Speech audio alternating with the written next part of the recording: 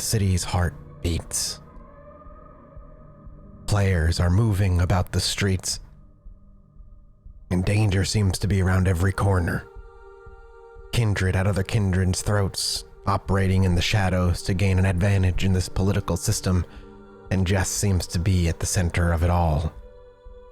And now, as the sun is about to rise, she feels as though her time is out. There's only one way to be sure. Welcome back to Vampire the Masquerade, everybody. We are, from my understanding, towards the very end. So that's why I've been hardlining this game, and Zomboid and Star Sector have kind of been put on the side for now because, visual novels, I really, if you're only doing a visual novel episode every couple of days or a couple times a week, you kind of just like lose track of the story and it becomes less important. So I wanted to kind of get through it. And also, the closer to the end we get, the more this game seems to kind of fall apart. The writing, there's weird bugs, just complete like negligence for a lot of things. One of the things that I've kind of kept in the back of my head, and I saw a commenter pointed out, so I'm not the only one that notices it, is the idea that I'm a venture, right? And early on in this story, we were all about, only being able to drink a very particular type of blood, except for the fact that I drink anything that comes by, and it doesn't mean do anything. There's a lot of just like things that feel very important, and then halfway through the game, it's almost as though they felt very rushed, and the important things are now not important and kind of forgotten. But we'll see how it all wraps up. Let's dive back in to what could be the very last episode of Vampires the Masquerade, Coteries of New York. A piece of paper is sticking out of your mailbox. See? God, I literally go on a rant, and here it is. A piece of paper is sticking out of you mailbox. And a mailbox, I'm pretty sure, is a single word. Now I'm curious. Yeah, mailbox is one word. I was right. Mailbox, I guess you mail the, I don't know, whatever. It's a printout from a computer, a note and a screenshot from Google Maps. It reads, "Meet me at the indicated spot tomorrow at 10 p.m. I'll pick you up and we'll take it from there." No signature. The place marked on the map is the lookout point near Pier 1, just next to the Brooklyn Bridge. You check the phone that Mia passed to you. No new messages, no missed calls. It's all a bit fishy. But there's only one way to find out who addressed this to you. Looks like tomorrow evening has been planned out for you. The hunger calls to you. The city's skyscrapers, the seemingly never-ending sprawl of the boroughs. It's all a prison. You need to get out. You need to take back control over your life this instant. Wait, didn't we deal with this before, the hunger? The memory of your sigh's frosty blue eyes ridiculous to you. Yeah, we read this. What? We've already read through all of this. Okay, it's just mad at me that I'm hungry. The hunger calls to you. Well, there's really not much. I can't go out and feed. It would be really cool to have an option to go out and feed, and then there's some dice rolls that are made in the background, and you have a couple choices, and then that'll either be you can feed or you can not. Imagine a neat little choose your own kind of adventure mini game style with adventure feeding and how difficult that can be when you're looking for a very specific type of vitae. Oh well, we're gonna go see Agathon, but we're hungry. No, yeah. No, yeah. Yep. No, yep. Yep. You don't need to give me this again. You need to rest? Wait, I need to rest? I thought I already rested. Okay. So we just skip that night? Because I woke up with something in my mailbox and now we just rest. Waking up tonight feels different for two reasons. For one, you are pleasantly surprised that your body mended reasonably well while you were resting. It comes with a caveat though. The hunger you feel is pronounced, the beast like a black dog on the edge of your vision following you. But the thing that really is remarkable is waking up to the tune of an old cell phone ringing. An unknown number is calling, the phone you got from Mia. You pick it up. Hey, I kept that old thing charged after all, huh? You alright?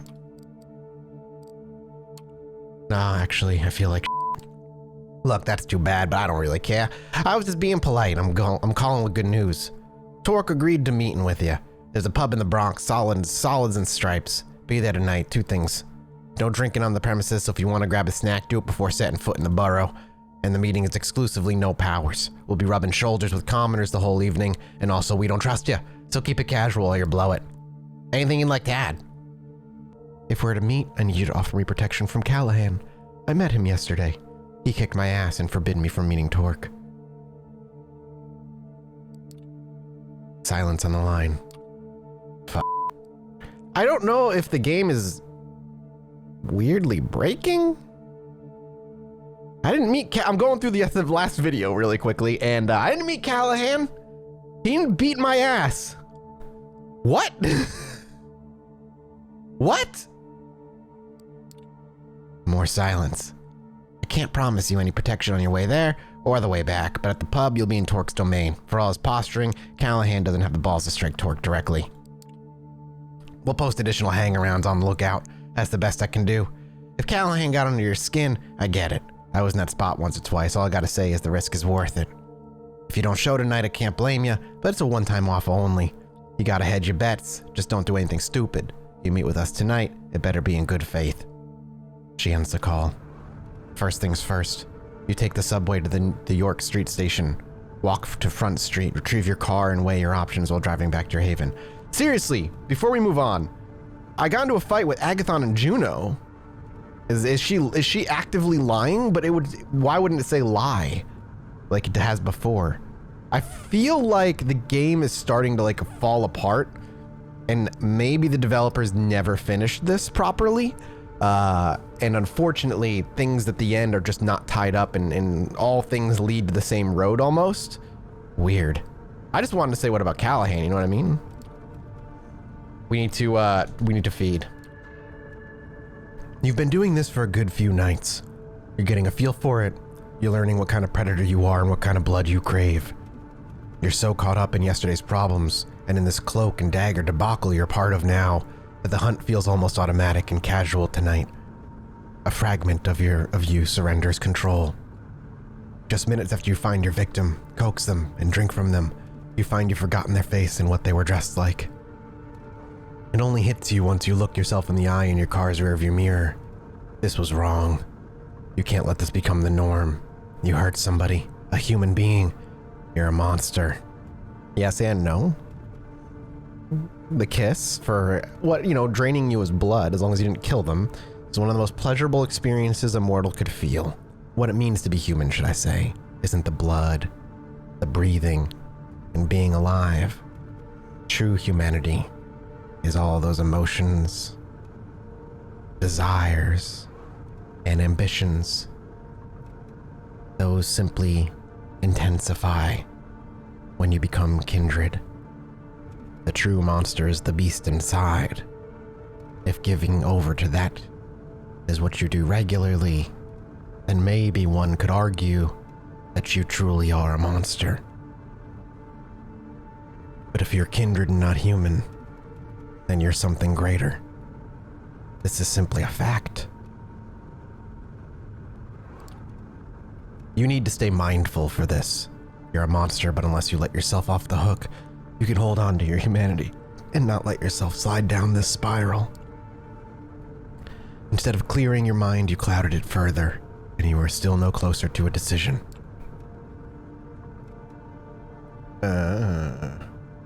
Playing the game of the Camarilla, not the Anarch. Now, granted, New York, it might be better to play the Anarch game. Jessica doesn't know that. She doesn't know the crazy things that are happening in New York right now concerning her. She's been a pawn. Why, she certainly might have some feelings about her desires, but she also knows she's a low woman on the totem pole. Let's drive around before going to the meeting. You do intend to visit Torque tonight, but you decide to first drive around a bit. Something tells you there might be somebody tailing you. It sounds sensible to try and lose them. You spend a good 2 hours looking in your rearview mirror and driving all around the city before finally driving into the Bronx. You take some basic precautions as you enter Torque's turf. You park a few streets across where the pub is and walk towards it while keeping an eye out for anyone suspicious. That kindred, for the most part, look no different than regular people. Makes things complicated, of course. If you're being followed or watched, it's going to be hard to tell. You reach the pub, shoot a final look around. There's nobody suspicious around as far as you can see, and open the door. The smell of cigarettes is overwhelming. The whole place has an aura to it. A constant mist hanging right under the ceiling. The lethargic fans do nothing to disperse it. The constant crack of billiards balls and clinking of glasses tells you all you need to know about the clientele. Not a very vampiric place at all. You're wondering if you go to the address. You're wondering if you... I think this is what I'm supposed to say is you're wondering if you got the address right. You apparently did. Mia's here. She motions you over to one of the few tables around. Took your sweet time getting here. What, got cold feet? Yeah, never mind. Anyone follow you? Not that I know of. Fair enough. Before I introduce you, there's some outstanding business to discuss. You should know it's Torque who wanted to meet you. I was against it. You proved pretty useless with Bruce. Carol, the bartender, mentioned you made an effort, so there's that, I guess. No, it's just, I couldn't give you the answers that I actually learned because the game didn't give me the choice. Here's your second chance at a first impression. Don't waste this time or I'll kick you out myself. You walk towards one of the tables. A guy in a coat and a hat leans over to take a shot. The table is clean of his balls. He's way ahead of the opponent, but the 8-ball's in a tricky position. Hey, they here. Yeah, I'll be with you in just a moment. The hit is fast, precise, and sends the black ball exactly where the player wanted it. His opponent lets out a frustrated sigh. That's that. I believe 150 American dollars, Joey. You paying him now, you want to take the stakes again. The disgruntled man accepts his defeat and pays up, then declares he's going to grab another beer. To the victor go the spoils. Thank you kindly. He turns his full attention to you. The man's good-looking, if somewhat gaunt and intense.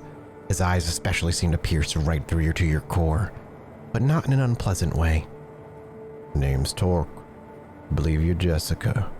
Sophie Langley's new plaything, ain't that right? You Anarchs too. How does everybody always know that? Word travels fast when you care to listen, fledgling. We wouldn't be talking tonight if I hadn't learned that a long time ago. Forgive my being real with you right off the bat, but I like to know who it is I'm dealing with. So here's something that I've been scratching my head about. If you're with Langley, and Langley's cam through and through, I'm told. What it is you've come to accomplish here tonight. See, I met Boss Callahan yesterday. He had me beaten and left me broken in the middle of nowhere. No, he did not! What? Am I insane? Am I blacking out? Did I smoke like way too much weed? I don't... He didn't leave me beaten and broken. I wonder if the night that like new faces popped up and then it said you need to rest, something was supposed to happen that night, but the game weirdly glitched out, maybe because of my hunger, which I'm still freaking hungry, by the way. I think the game's just bugged, dude. I think the game's bugged. I think I missed a whole night. What a show. Yo, devs, fix your game. Now that takes some balls. I admire your spirit, even if it sounds like a great way to finish this nightly existence of yours with a bang or a few. But that's not the whole story, is it? Come on, come clean with me. Sophie Langley wants to meet with you. Don't ask why, she didn't tell me. She just said it has something to do with gathering allies against Boss Callahan. I'm here to arrange that meeting. I knew nothing about this tea, they lied to me. Mia's furious. She's looking at the pool cue and at you as if she was figuring out the best combination for the two. There it is. Give him a break, Mia. It's not so easy to say that kind of thing to my face, I imagine. Well. Ain't that an interesting proposition? You can't be serious thinking about meeting Langley. She's hard-lined Cam, it's a trap. Must be. It just might. He looks at you, pierces you with his unnaturally keen eyes. He's about to say something when a door opens in the back of the room. Hey, Torque, you, got a guest. They're in the back. Mia, won't you be a dear and keep our new friend company? I'll see what the commotion is. Sure thing. Torque tips his hat to you and walks to the back, joining the man who called for him. Mia glowers at you, this time weighing one of the pool balls in her hand. She looks like she's in half a mind to chuck it at your face. You gotta be quite happy with yourself, bluffing your way in here. It might have started as a task from Sophie, but I'm glad I can meet you in Torque. Don't hold it against me. No, I'm totally gonna hold it against you, and for a while. You made me look like a chump in front of Torque. See? Anarchs? They like to pretend they're different, but instantly, the minute you look bad in front of somebody who is your boss, you start playing the game. You're upset. Oh God, I look bad. Now he's not gonna maybe trust me so much. It's the same political game on both sides. The Anarchs just like to pretend they're different. They're like Gen Xers. They're kind of like baby boomers, but they dress more rebellious. Heyo. Yeah, I was beginning to think you might make a good addition to our little family. There's a whole lot of trust you'll have to regain before that happens now. Torque appears from the door in the back and calls across the room. Yo, Mia, can I grab you for a second? Get over here too, Jessica. You go to the back room. It's basically a storage area with a single wooden desk. It's pretty cramped, especially considering there's 5 other people in there with you. Torque is ushering you in and closes the door behind you and Mia. 2 burly dudes are holding somebody down. A familiar voice reaches your ears. Is this supposed to be Callahan? Because I've never seen him before. I don't know who you are, but you're familiar. Motherfucker, you're gonna pay for this, you hear me? The boss is gonna f up so bad you got no idea. Have you had the doubtful pleasure of meeting Mr. Cerruti before, Jessica? This sucks, because I don't know what's happening. Yeah, we met yesterday. You're so f***ed. You don't even know it, you stupid piece of shit. I should have ended you yesterday. The boss told you to stay away, you should have listened. That's a story and a half, ain't it? Vince, calm down now and tell me how many of your guys are still out there on my turf, Go f*** yourself. You're done. The boss will know this stupid piece of shit fledgling came here. He knows they're with Langley. You know what that means, Torque. No, I don't. What does it mean, Vince? Now the boss can wipe you out. He'll just say you're sucking Langley's tits and all those buddy of yours? Gone. You're done, Torque. Well now, if that's the case, I guess ridding NYC of your toady ass won't make things any worse, will it? Actually, here's an idea. Vince mentioned he beat you up yesterday. Did I hear that right, Jessica? You want to repay the favor? It's your turf, Torque. I think you should deal with him. That's a fair point of view. He takes an old pool cue and breaks it over his knee. Hold him down, bros. Don't you fucking do it, Torque. Don't. Torque takes the sharp piece of wood and jams it into Vince's chest. His features grow slack, his entire body inert. He doesn't even give out a yelp. Take him downstairs. Let's keep Callahan guessing about what happened to his favorite puppy. I'll figure out what to do with the cum guzzler later. The other 2 Anarchs who held Vince down before take him outside the room. As entertaining as that was, I think Vince, in his unmatched wisdom, shared more than Callahan would hope for. This changes things. Ever heard about Operation Lights Out, Jessica? It was a Second Inquisition effort here in New York City. A single night of raids at a magnitude never seen before or since. The Ivory Tower got away with just a few losses here or there. No major players were hit. They managed to find safe spots and stay out of the eye of the storm. Us, though. I imagine this is still him talking, not a thought. Us, though. We got hit hard and all over town. Havens were rooted out. Entire coteries and safe houses gone just like that. Nobody saw it coming. I barely got out in one piece. Mia looks at him with concern and puts a hand on his arm. He shrugs it off, gently but surely. Others, like my child Barb, or Mia's sire, extinguished. But you know who got out without a scratch? Callahan. We thought about it for the past few years. How is it that Big B manages to excuse himself from the museum of Staten Island where we used to meet just before vans full of guys in body armor show up? How is it that as my baby is burning up after being shot with incendiary rounds, I also see Doug Callahan running with his tail between his legs, pushing fledglings like you in the path of the SI? We think the bastard knew what was coming and he set us up. Not just us. Some of our brothers and sisters who got hit had some of the lowest profiles in this city's lick population.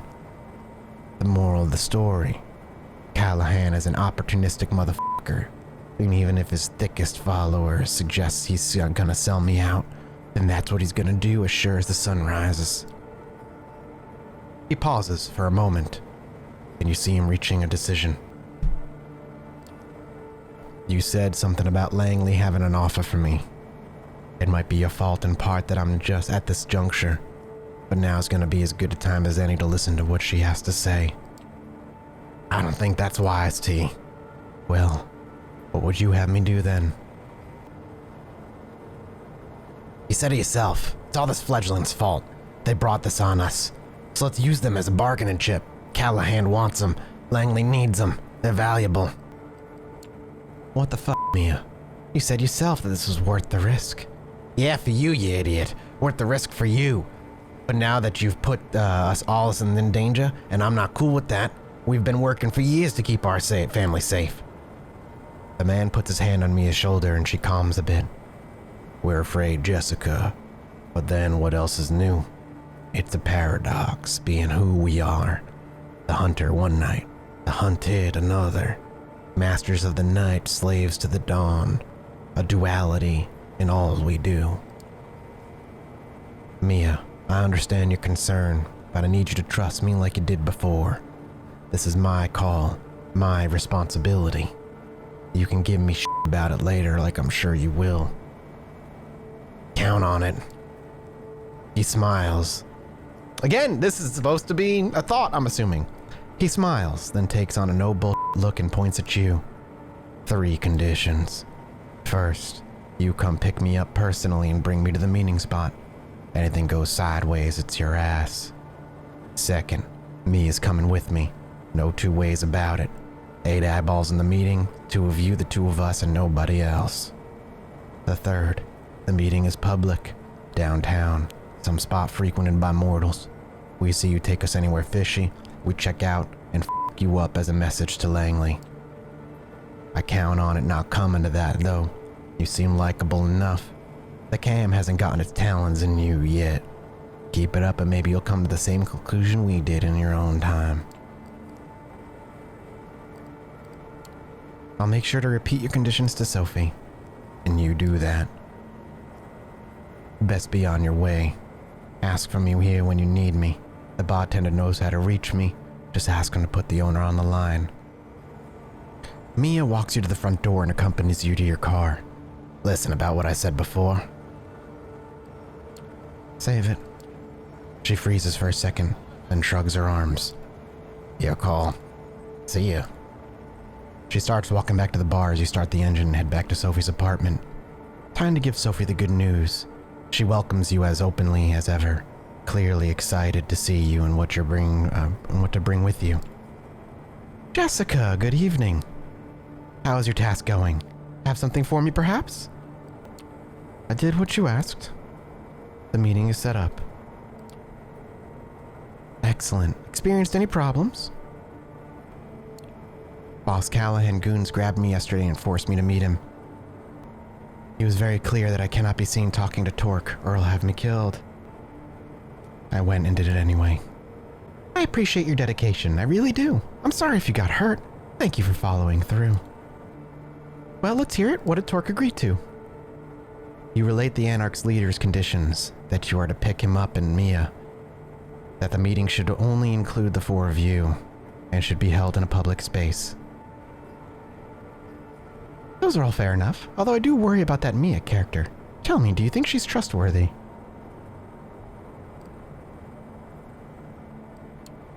Well, Torque trusts her, so we can too, I think. Very well. As for the place, I wonder if they would agree to meeting in Hudson Yards. The vessel. Plenty of tourists visit that place, but if we go there after midnight...